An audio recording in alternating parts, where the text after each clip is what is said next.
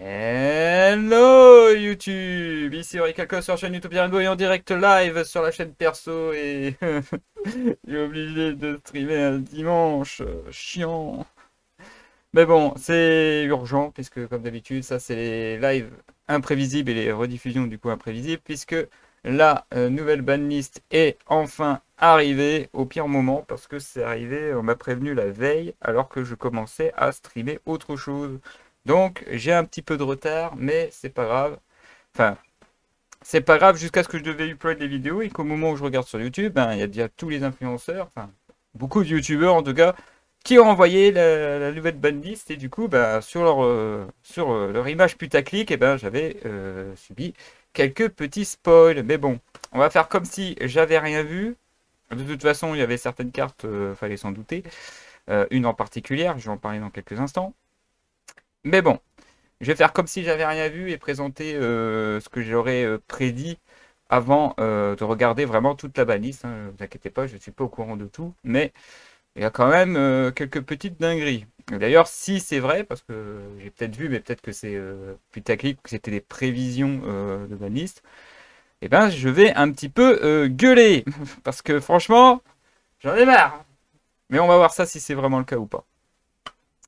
Alors, il faut que je parle un petit peu de ce qui s'est passé après la précédente banlist. J'avais dit que le format qui allait en résulter allait être chaotique et c'était pas loupé.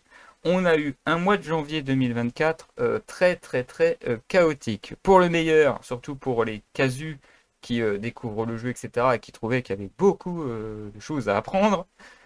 Et non pas pour les joueurs pros qui ont considéré que c'est le pire format qu'ils ont eu depuis qu'ils ont commencé à jouer. Parce que, je ne vais pas vous montrer, mais je vous invite à faire des recherches d'ailleurs.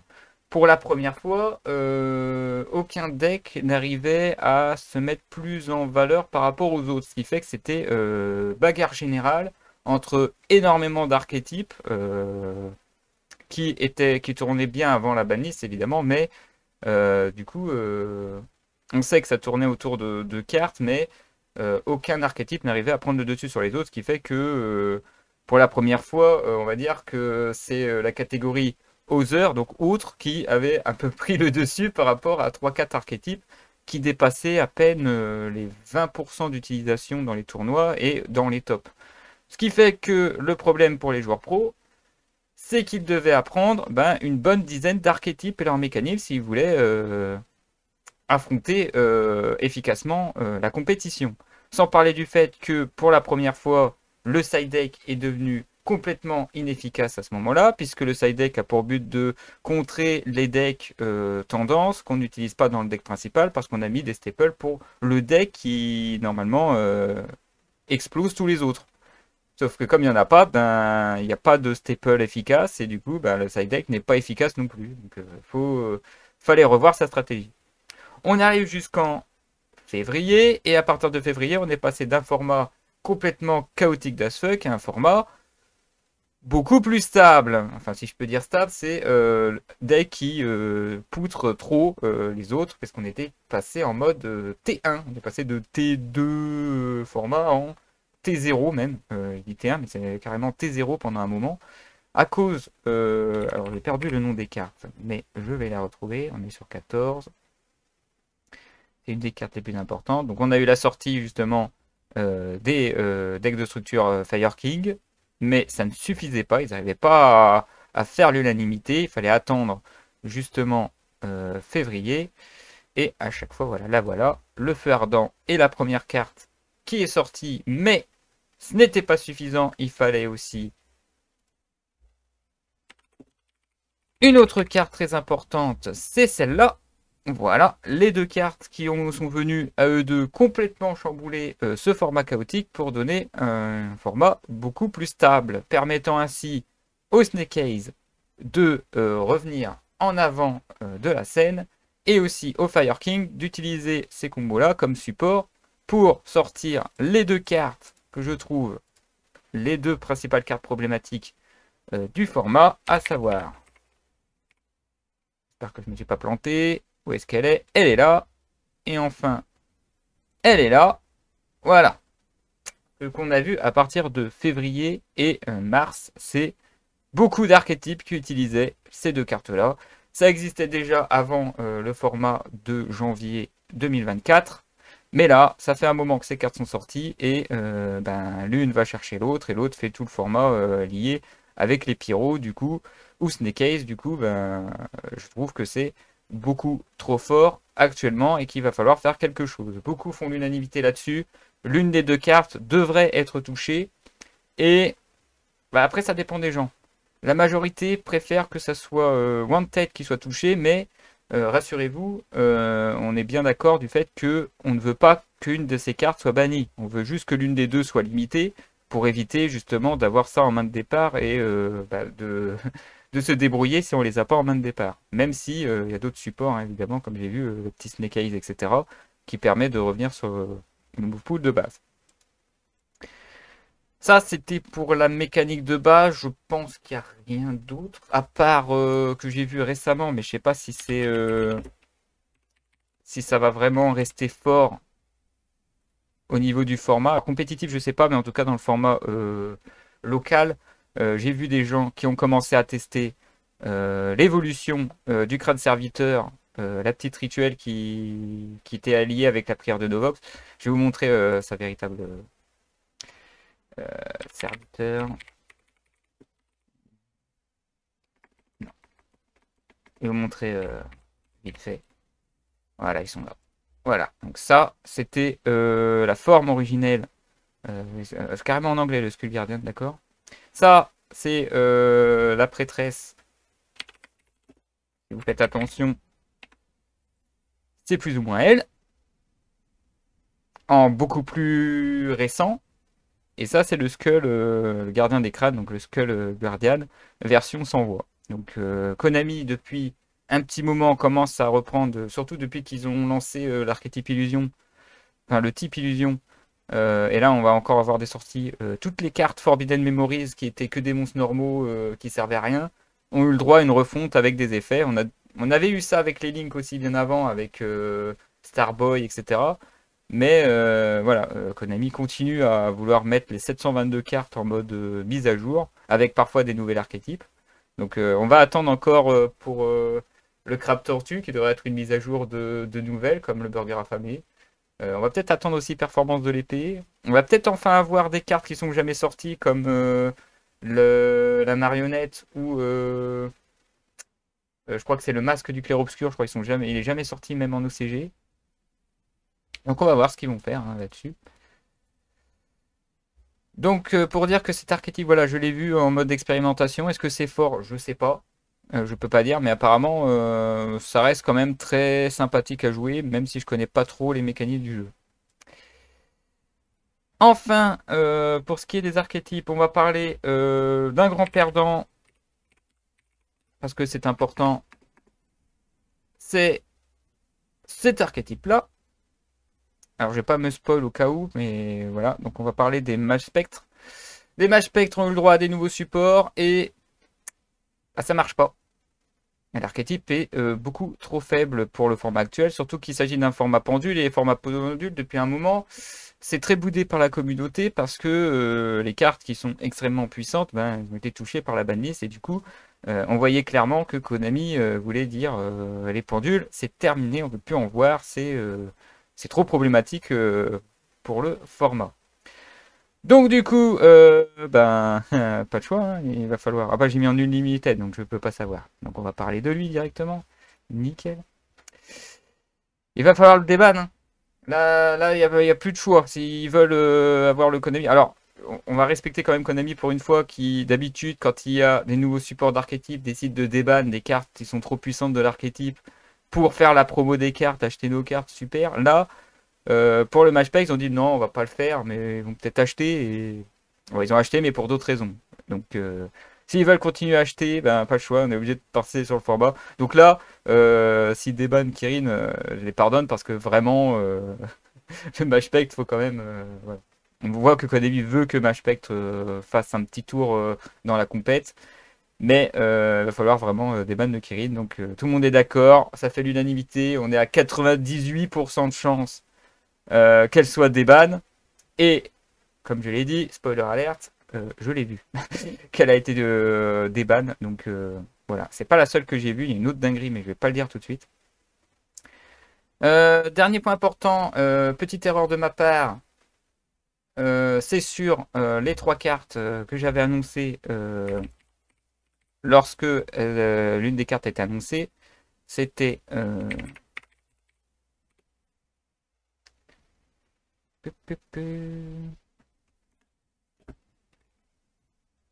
hop, et enfin voilà. J'avais dit que depuis que Gobelin Parvenu était limité à 3, dans tous les decks, on allait retrouver 3 H Blossom, 3 Infinite Imperm et 3 Gobelins Parvenus. Et bien bizarrement, le Gobelin Parvenu, on ne l'a pas vu. Ce qui est bizarre, surtout pour les archétypes comme Sky Striker qui auraient des magies gratuites. Mais apparemment, le Sky Striker ne fait pas encore l'unanimité, il a peu de mal. Donc il va peut-être falloir aussi toucher le Sky Striker si on veut revoir plein de Gobelins Parvenus. Mais bon, j'en reviens au niveau des staples sur les 3 problèmes majeurs au niveau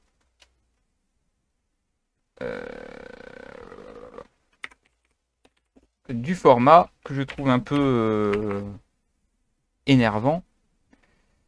Non, donc je vais d'y aller en mode. Je devrais la trouver. Voilà! Donc voilà, pour moi, c'est les 3 cartes problématiques niveau staple. Donc je l'ai dit plus d'une fois pour un infini éphémère. Avec Ash Blossom, il y a beaucoup d'archétypes qui ne peuvent pas tourner parce que l'utilisation rien que d'une des cartes fait que, comme ils sont dépendants de la norme, ben c'est impossible. Ça permet de gérer des cartes qui n'ont pas d'effet qui permet de néguer des effets, c'est-à-dire des cartes qui, tant qu'ils sont sur le terrain, ben il se passe ça. Peut être contré facilement par infini éphémère, donc c'est du gâchis que le mec fait des combos pour se faire complètement humilier par ça.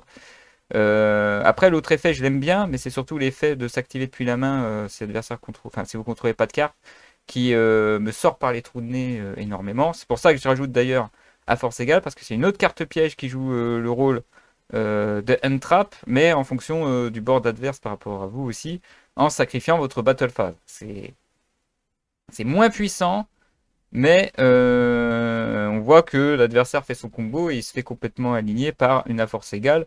Là où par exemple un Raigeki, ben, ça détruit que les monstres, alors que la force égale, ben, ça bannit. Et en plus de ça, c'est pas un bannissement forcé de l'adversaire, c'est le joueur qui doit bannir les cartes lui-même. Du coup, il y a un effet ruling qui passe au travers ce qu'on peut gérer sur un Raigeki. Et enfin, on a le Nibiru, donc cette frayeur monstrueuse de faire trop d'invocations, et donc qu'au moment de la 5e invocation, on doit avoir obligatoirement une negate pour que lorsque l'adversaire va vouloir faire Nibiru, eh ben, vous êtes obligé de griller la cartouche anti-activation. Donc voilà, c'est à peu près tout ce que j'avais à dire là-dessus au niveau des staples. Sachant que Nibiru est le seul qui peut être contré par des Collect by the Grave ou des Cross-Out si vous jouez Nibiru. Alors que pour Infinite éphémère et à force égale, vous êtes obligé d'avoir le Cross-Out que quasiment personne n'utilise. Donc alors que là, comme je l'ai dit, il y a vraiment de quoi faire. Donc voilà, soit il trouve une solution de contrer facilement des cartes Untrap de type piège, soit j'aimerais bien que ces cartes-là soient enfin touchées une fois pour toutes. Voilà pour ce que j'avais à dire. Pour l'instant, le grand gagnant, je crois que c'est Fire King et Snake Eyes qui se disputent la top place. On va voir ce que Konami va faire pour gérer. J'ai parlé des bannis, je parle pas des bans. Sinon, c'est à peu près tout. Donc, il est temps de découvrir enfin cette banlist, enfin. Alors, la banlist, elle est là. Alors, hop. J'ai un petit problème, excusez-moi. Paf, paf. Branded. Ouais, alors il y a tout ce qui est runique. Le runique en ce moment, je l'ai vu avec des Gothi aussi. Mais ça va pas être touché. À moins que la partie runique soit touchée parce que ça reste quand même le cancer absolu et il fait pas encore l'unanimité donc ça devrait pas. Mais sinon, tout ce qui est branded, etc., non, c'est. Non, non, il y a des. Vraiment, les archétypes pyro font beaucoup chier et le Gothi commence à en profiter. Il y a des archétypes gothiques très sympas, hein. Alors, effectif. au 1-1. Alors apparemment, j'ai un petit problème de...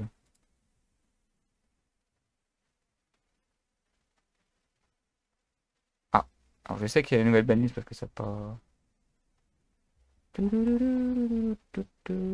Alors j'ai la banlist de janvier, j'ai pas la banlist de... Ils ont pas mis à jour.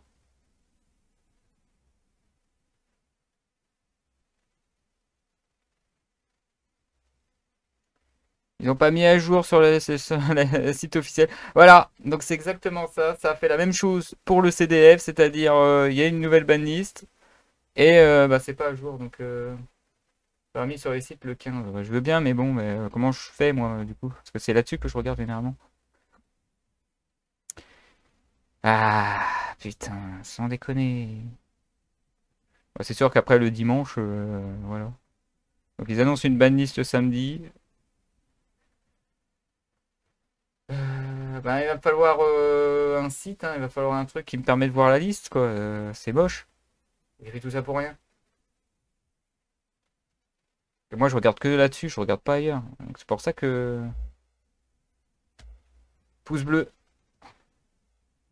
Bah, sur Discord, il y a le lien. Ok. Alors, j'espère qu'il n'y aura pas la liste. C'est-à-dire qu'on voit toute la liste. C'est con. Allez, un petit coup de Discord. Ouais, ouais. J'ai dit cette semaine, mais le live, arrive que des cacahuètes, hein. C'est vraiment pas... Allez, c'est parti. C'est du Twitter, donc on va avoir toute la liste d'un seul coup. On va pas faire le défilement, vous savez, comme j'ai l'habitude. On n'est plus à ça près, donc voilà, on défile, on voit la nouveauté. Donc voilà. Tant pis, on va voir tout sur la gueule d'un seul coup. Ça va faire beaucoup d'infos. En plus, c'est Twitter, donc du coup, ben, je n'ai pas de Twitter. Donc c'est parti. Alors, bla bla bla bla bla bla bla, liste des bannis. Alors on a aussi les noms, alors on va les chercher, ça va être super. Alors, qu'est-ce qui est banni? Un link Kuribo, qui est mis en avant d'ailleurs. Donc Link Oribo, super. Donc, alors c'était les trucs pour les niveaux 1 qui étaient sympas. Enfin, j'en connais un qui va être très content parce que j'arrêtais pas de l'humilier avec, je pourrais plus. Bon, ça va, je m'en servais plus à part pour l'Irilusque, donc je vais devoir l'enlever. On a la baronne! Fous de ma gueule! Alors je l'avais vu aussi, hein, la baronne, hein, c'était la dernière que je venais de voir dans les spoils. Donc c'est vraiment confirmé quoi, cette baronne, elle a été touchée. Tu sais combien de temps j'ai mis pour en avoir au moins une? Tu sais que j'ai pas réussi à en avoir sur les trucs rareté 25 que j'ai enregistrés. Et maintenant tu me demandes de plus la jouer? Commence déjà à criser. Bon après en vrai elle était forte, hein. C'était la plus puissante des synchros qui existaient. Et pour ma part en vrai c'est pas très grave puisque j'ai réussi à jouer sans elle pendant très longtemps. Sachant qu'en face ça la jouait, ça me faisait chier. Donc ça m'arrange plus que ça me fait chier en vrai, hein, sans mentir. Bon après maintenant voilà j'ai un playset de baronne et maintenant je peux plus m'en servir. J'en avais une en ultimate, j'ai réussi à en choper une. Mais bon celle-là je l'ai ouvert sans hors stream et donc sans vidéo. Mais devant témoin, hein, trois baronnes dans le même display, c'est les baronnes qui se sont groupées dans le même display, ce qui fait que j'en ai ouvert deux autres qui en avaient pas, c'était dégueulasse. Mais bon, ça a été rattrapé avec une baronne secret, une baronne ultimate et une baronne super rare. Ce qui fait que la super, je l'ai donnée à Raka et les deux autres, je les ai gardés pour avoir mon playset parce que j'avais déjà la baronne en ultra que j'ai ouvert sur Labyrinthe. On a du coup le Borlode. Le Borlode, je m'en servais pas et le Borlode, c'était très couplé avec les Links. C'est ce Borlode là. Donc apparemment les négates d'effet, voilà. Donc on a l'Infinite qui va devenir très obligatoire. Parce que maintenant qu'il n'y a plus Baron, maintenant qu'il n'y a plus Borlode, il faut y aller. Et on a le Summon Limit, donc vous pouvez pas faire plus de 2 invocations par tour, que ce soit vous ou l'adversaire. Ben voilà, donc Nibiru encore plus important pour les limitations d'invocation. Mais voilà, là on voit que Konami veut qu'on fasse nos combos, il est très gentil, il n'y a pas de souci, tant que le board n'est pas abusé, ça va. Donc voilà, voilà, voilà. On va y avoir deux trois changements sur mes decks, c'est cool. Ça va, il y en a la moitié que j'utilise pas. Donc c'est tout pour les bannis. Au niveau des limités, on a le retour de Protoss. Ça,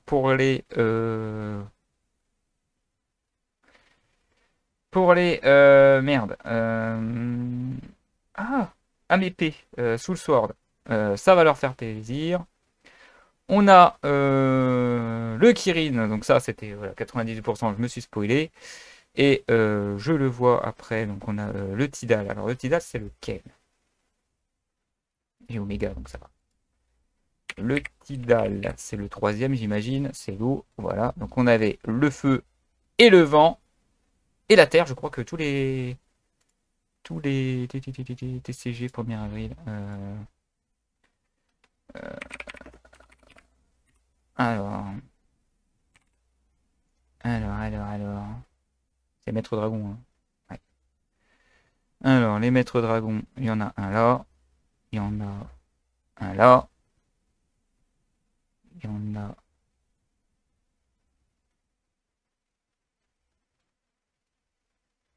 Il y en a un là. Ils sont limités à un. Ils sont tous limités à un.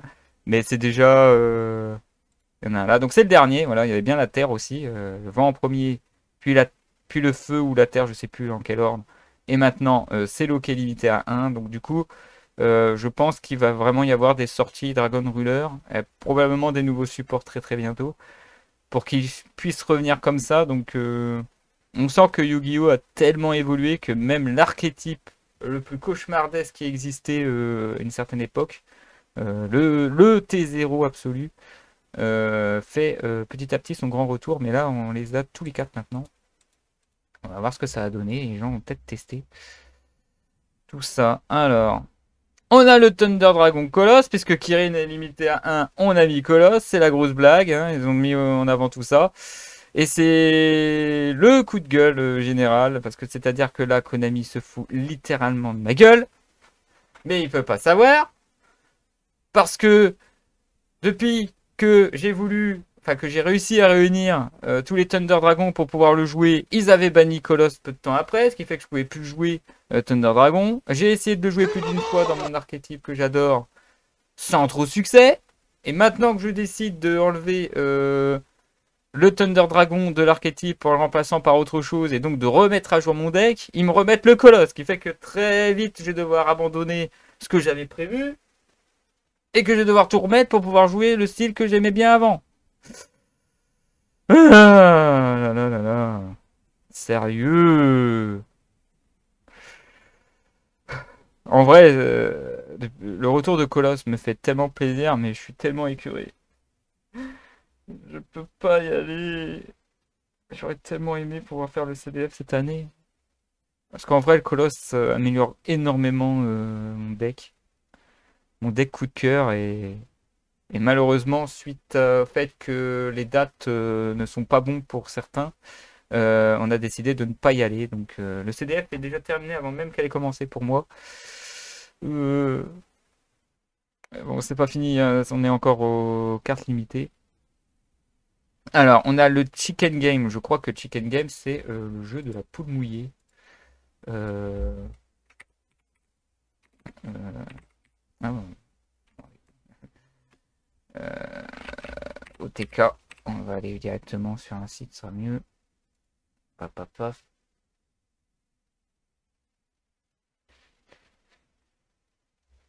On va confirmer. Ce qui est bien avec OTK, voilà, c'est le jeu de la poule mouillée. Alors, cette carte-là, c'est un deck avec Exodia, c'est très what the fuck. Ça ressemble un peu à du mine mystique, mais bizarre. Donc, je vous laisse regarder les effets dans tout ça. Et donc, mettre le jeu de la poule mouillée, ça va entraîner des decks assez what the fuck. Hein. Parce que aucun joueur enfin le joueur avec le moins de MP ne reçoit de dommages. Une fois par tour durant la main phase, le joueur du tour peut payer 1000 PV et activer un des effets. Soit détruire la carte, soit l'adversaire gagne 1000 PV, soit tu pioches 1. Et aucun joueur ne peut répondre à l'activation de la carte. Donc on est vraiment en mode what the fuck de l'extrême. C'est surtout la pioche qui est intéressante, mais après, voilà, si t'as... Ah, je viens de penser à du Dinomorphia.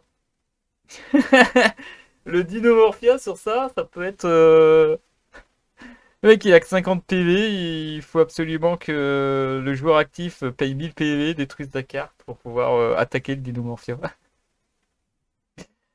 Ouais, bon bah, heureusement qu'il y a beaucoup de cartes maintenant qui permettent de gérer les MP, hein, le plus mauvais de retour, etc. Donc, ouais, il va falloir s'attendre à des decks Exodia, tout ça pour... Et qu'il va falloir aussi préparer beaucoup de PTMP parce que ça, on va en voir souvent, j'imagine. Alors, l'anti-spell fragrance me dit rien du tout.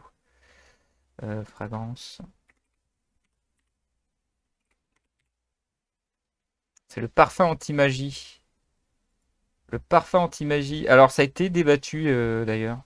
Le parfum anti-magie. À cause du fait que ah, tu l'actives et l'adversaire bah, peut plus activer de magie. Et des magies, on en voit beaucoup.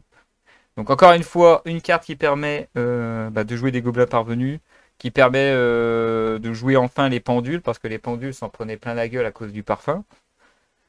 Le Sky Striker se refait plaisir. Puisque c'est vraiment une des cartes anti-carte adverse. Et même si c'était le moins problématique des archétypes avec le parfum anti-magique, le runique se fait ultra plaisir là-dessus, puisque un parfum anti-magie cassait littéralement tout l'archétype runique.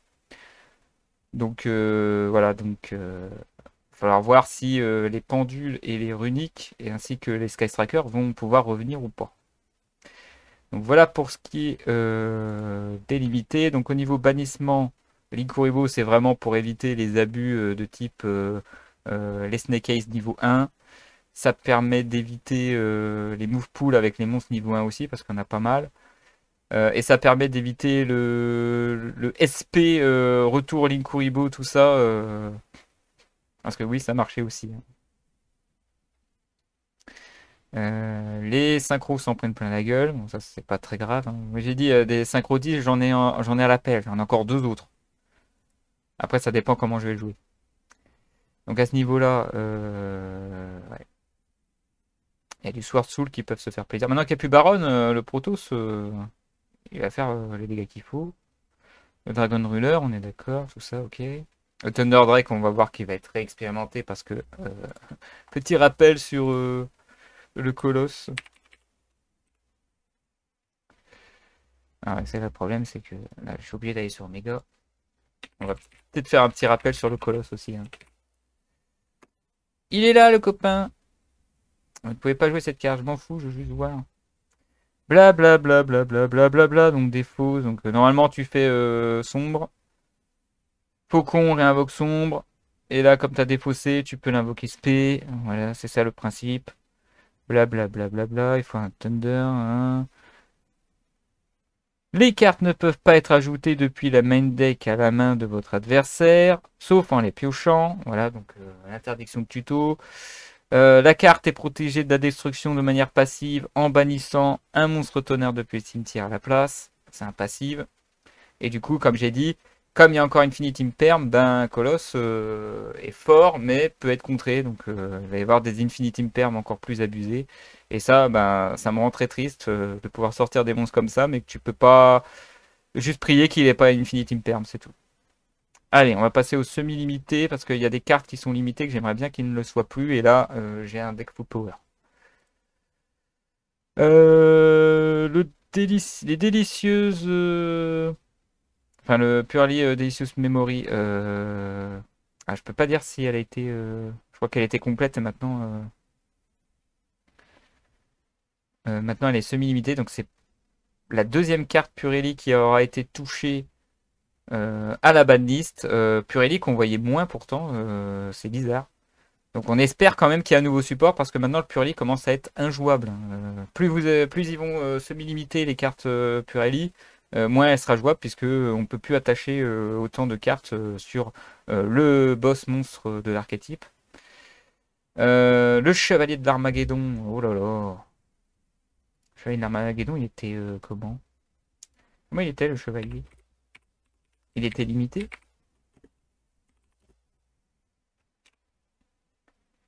Il est où le chevalier?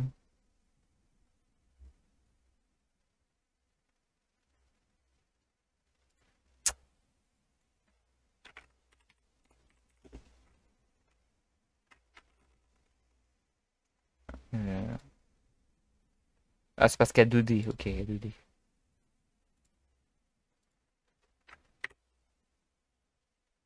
J'ai dit 2D, pas 2G. Chevalier Armageddon. Pour ça. J'ai dit de l'Armageddon, mais c'est le chevalier Armageddon. Alors, comment t'étais? T'étais limité à 1. Donc maintenant, tu es limité à 2. Ça invoque Norme, on voit un ténèbre depuis le deck au cimetière, on voit que le pyro est trop fort, il faut remettre des decks lumière ténèbres, donc du chaos, des Dragon Link, tout ça. On peut aussi s'en servir dans le zombie. Il y a des ténèbres zombies très sympas avec l'Armageddon. On peut envoyer. Ah, je sais plus si. Ah, je crois que le Diabolos. Attends.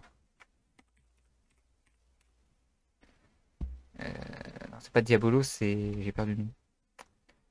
J'ai perdu le nom.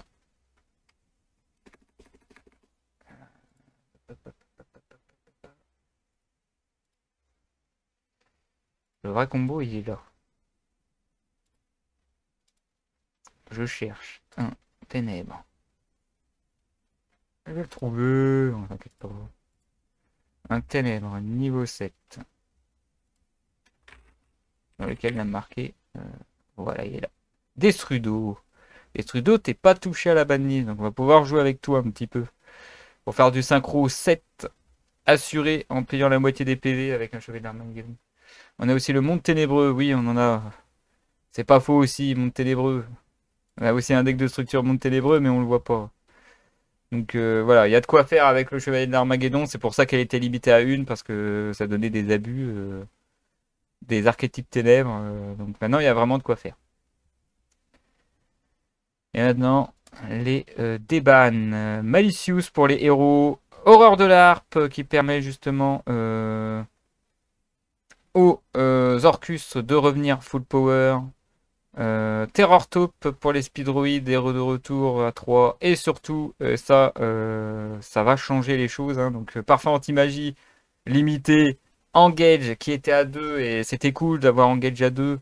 Parce que.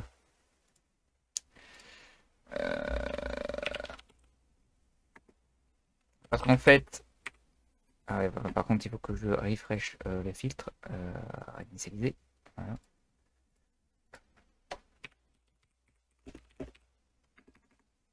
Alors, Asos avec un T. Voilà.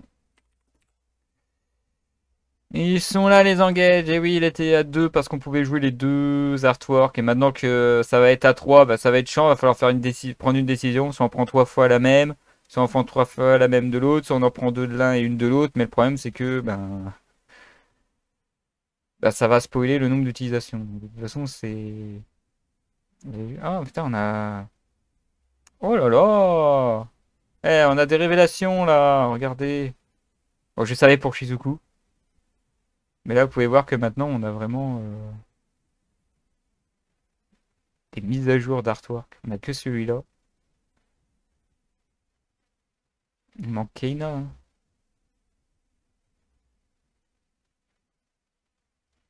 Donc voilà. On sent qu'il va encore y avoir des artworks alternatifs. Donc on va pouvoir faire deux albums. Un album classique et un album alternatif. Franchement, je trouve cette version-là plus stylée que la première. Parce que là, ça fait genre No Brains, mais là, ça fait vraiment type ordinateur, quoi. C'est un peu le principe. Par contre, la Shizuku, bon, je vais pas dire, mais normalement, c'est peut-être des images.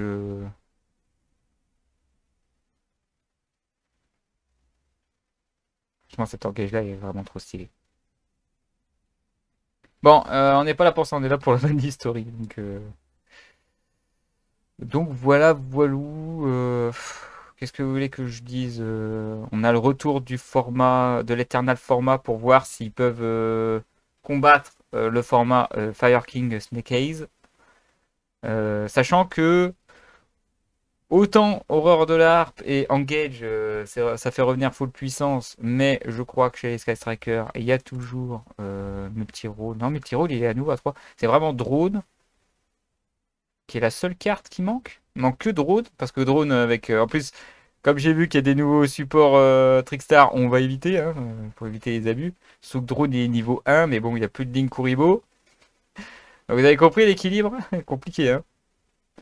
Donc, sinon, ouais, il y a les 3 ancres, les 3 engages, les 3 multirôles. Ah, le Sky Striker, il va vraiment revenir, là. C'est obligé, hein. Si dans le format actuel, enfin, dans le format qui va suivre, ou notamment dans le CDF, il n'y a pas au moins un Sky Striker qu'on voit pas dans la compète. Dans le top, je sais pas. Mais en tout cas, je pense qu'un Sky Striker, ça peut aller jusqu'au deuxième jour, hein. Vu comment ça va. À voir comment la mettre à jour, mais c'est bizarre qu'il n'y aurait pas de Sky Striker au moins J2, hein. Je comprendrais pas. L'orchestre, ça changera pas grand chose, mais c'est cool de pouvoir rejouer l'archétype full power. Normalement, orchestre, il n'y a pas de problème.